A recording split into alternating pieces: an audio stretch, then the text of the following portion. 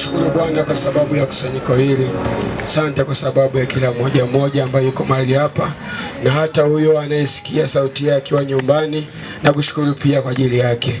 Baba, ninaomba kufanya mabadiliko ya kweli ndani ya maisha yetu. Ninakushukuru Yesu, ni katika jina la Yesu. Amen. Bwana Yesu asifiwe. Haleluya, haleluya. Tupungiane mkono namna hii. Yes, hii ni ishara kwamba tunaelewana na tunasikilizana vizuri. Awali ya yote nimshukuru Mwenyezi Mungu ambaye ametufanikisha kuwepo mahali hapa.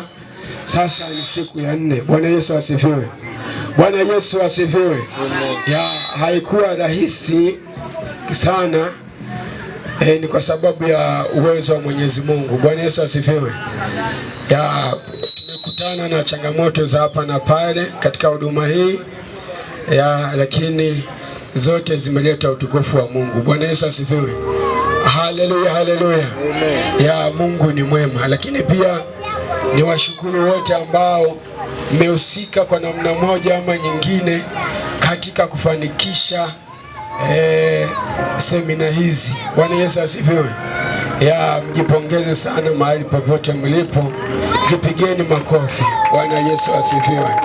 Lakini pia ni mshukuru baba yetu mchungaji Mika ya kwa upendo wake na ukarimu wake. Bwana Yesu asifiwe. Ya, ni upendo wa agape, upendo wa kipekee, si watu wote wanao. Bwana Yesu asifiwe. Ya, ametubeba, ametupokea, ametubeba, ameonyesha ushirikiano wa hali ya juu. Kiukweli anastahili kuitwa baba. Bwana Yesu asifiwe. Haleluya. Watu wa Ndono mna mchungaji mzuri. Bwana Yesu asifiwe. Lakini pia nimshukuru mchungaji wetu wa ninapomshukuru mchungaji, lakini yupo na mama mchungaji. Ni mwili mmoja, kwa hiyo wanafanya kazi pamoja. Bwana Yesu asifiwe. Mungu awabariki sana. Lakini pia nimshukuru mchungaji wa TAG Ndono kwa uwepo wake tokea siku ya kwanza na siku hii ya 4.